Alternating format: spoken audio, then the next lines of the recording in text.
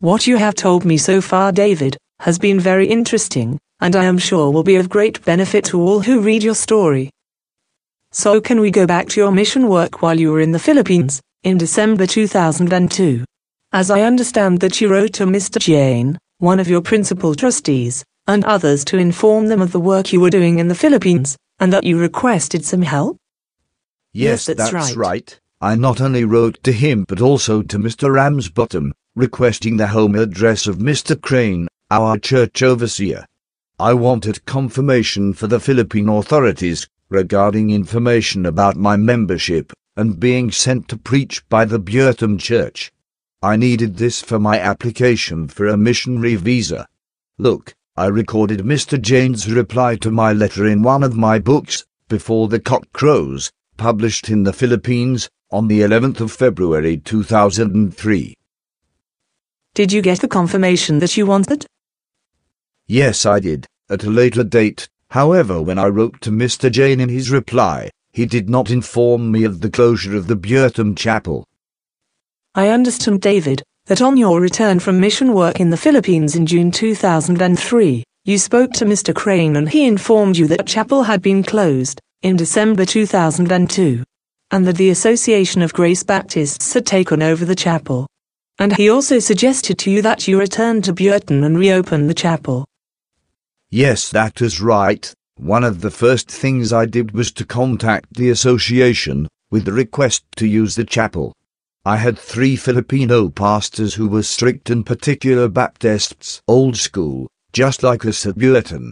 These were due to arrive in the UK and preach in some of our churches, and we wanted to make use of the chapel during their 3-month stay here in the UK. As members of the Trojan Board, 3 men been appointed today to Chairman of the Board of Directors of Trojan Horse International to take the gospel to the whole world, including those in jail. I'm Elder Ronaldo L. Lopez, the Baptist Church of God in Muntinlupa. Okay. And we are inviting you, people of England, to visit us, the remnant of the particular street Baptist in the Philippines. I'm Elder Manuel Riva of Primitive Baptist Church, Santa Rosa, Laguna, adhering to the 1644 Confession of Faith.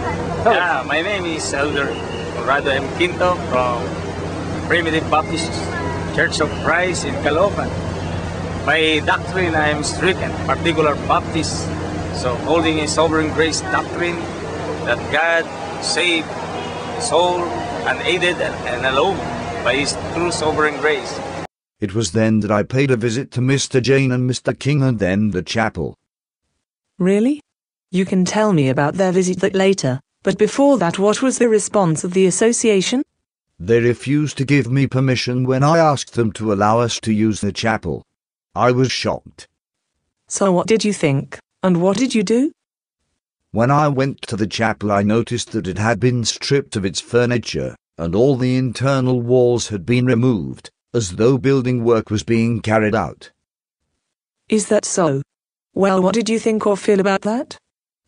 I asked the lawful trustees, Mr. Jane and Mr. King, what had happened.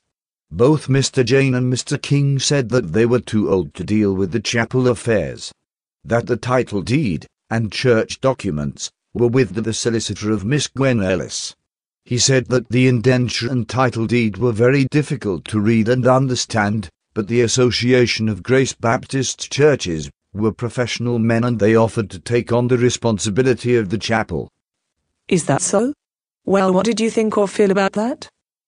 Well, first of all, I felt anxious because I had a copy of the indenture and realized that only the church could elect new trustees. When speaking to Mr. King, he made it known that he was aware that he could have registered the title deed in his own name as a sole trustee, but he said he was too old. That was why they were willing to give the title deed of the Bierton Church to the association and let them deal with the chapel and church assets. I realized I must take the matter up with the association. So where did that leave you? What did you conclude and what did you do? Well, I then had reason to question the veracity and sincerity of the association, because they were duty-bound to look after the interests of the founding members of the church and preserve the use of the chapel for its intended purpose. They did not appear to be doing that. Oh really, can you explain that, and why that was your conclusion? Well, yes, I can. I was alive, and my ministry in the Philippines and England was the direct result of my being sent by the Bierton Church to preach the gospel in 1982. That commission was to preach wherever the Lord opened the door. That was what I was doing. Mr. King, a church member just in the same way as I was, and trustee, along with Mr. Jane and Mr. Baumber and Martin, were all aware of my position and that I wished to return to Bierton and reopen the chapel. They knew that we were a gospel standard church and they had a copy of my Bierton Crisis. At that time very few people knew of the mission work that we had accomplished in the Philippines, but all of that is recorded in Trojan Warriors. I also had given a copy of the book to Mr. Jane in 2003, so he knew. The book clearly shows that our articles of religion, as an incorporation, were those of the Bierton Church, of which I was a member. Yes, I see, so you must have felt ignored and rejected and not considered? Yes, rightly observed, because Mr. Jane knew of the intended visit of my Filipino strict Baptist pastors, and our work in the Philippines. He had written to me whilst in the Philippines to say neither he or his pastor Mr. Rhymes were in the position to help. I felt some animosity from Mr. Jane and he was reluctant to help resolve the matter. In his letter to me whilst in the Philippines, Mr. Jane never said a word about the closure of the chapel, or the death of Miss Gwen Ellis. He just said he had discussed my request for help with his pastor Mr. Rhymes, and they were unable to help me. Oh really, what else did Mr. Jane say to you about anything else? When I spoke to him about the chapel on my return, he informed me that he had changed his doctrinal position. Also that they were no longer a gospel standard church and had adopted the same doctrinal confession as the Association of Grace Baptist Churches. I also learned that Mr. Martin no longer supported our gospel standard position as a church. You say that your communications to the association began to be ignored, so how did you feel? I felt that the association's conduct in this whole affair was far from satisfactory. I would have expected at least to have been invited to their board of trustees to discuss with them the whole matter. I believed it was their duty, if they were faithful trustees, in order to ensure that the wishes of the founding members of the Bierton Church were carried out. They did not seem at all interested in that at all.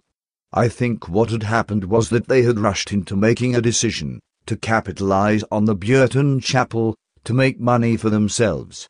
They had carried out internal work immediately on the closure of the chapel. They applied for planning permission to convert the chapel into a 3-dwelling apartment.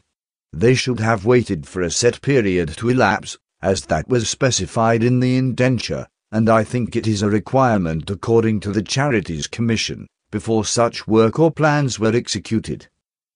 They had gone ahead despite the fact that Mr. Jane had brought this to their attention.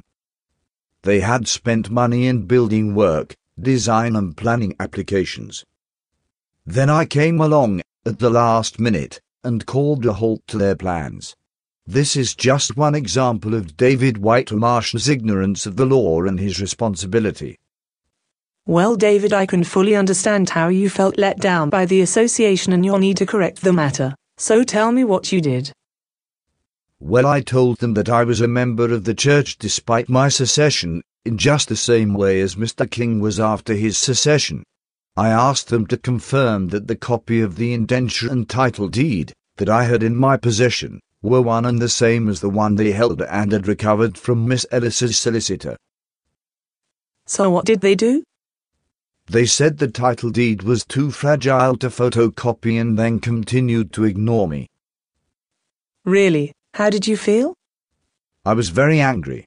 So I sent them a copy of my book, The Bierton Crisis, which clearly confirmed all that I had said.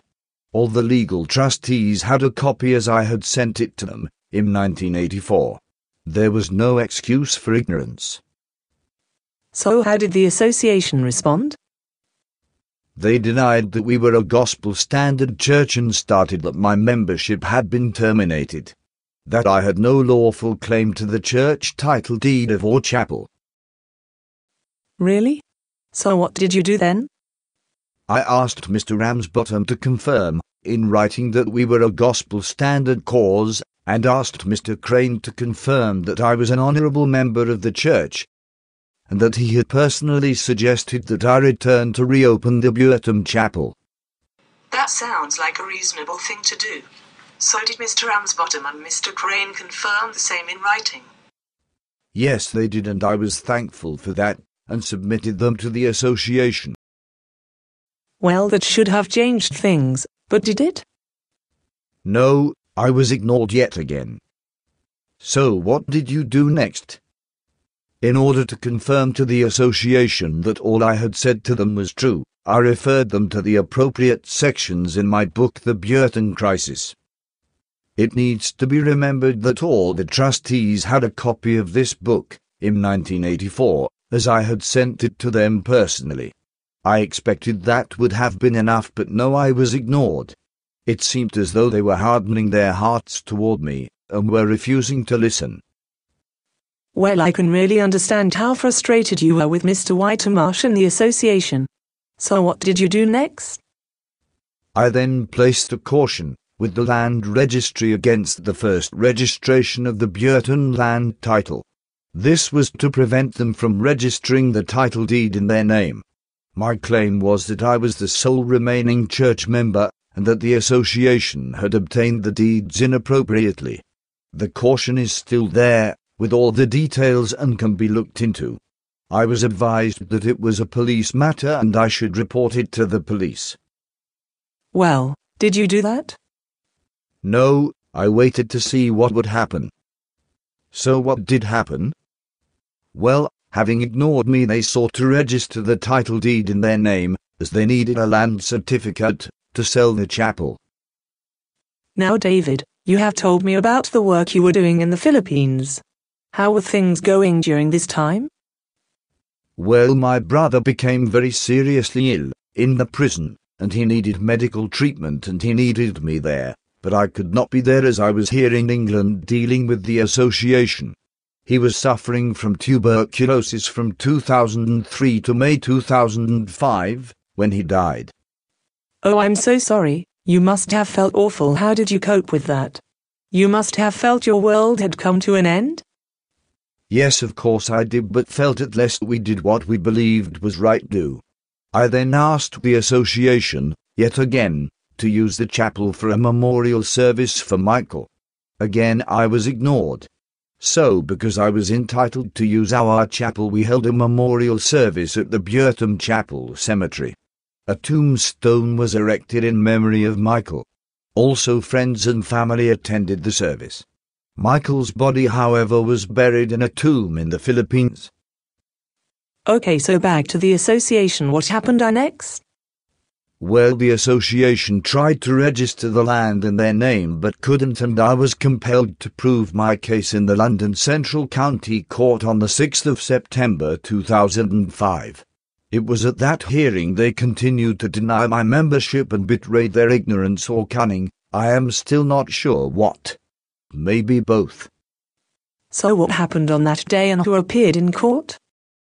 They denied my membership by saying it had been terminated.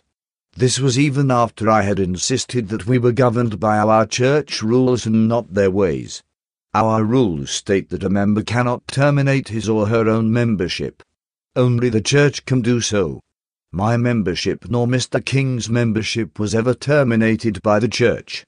Their barrister even suggested that I was making the story up as I went along. So how did they respond to that?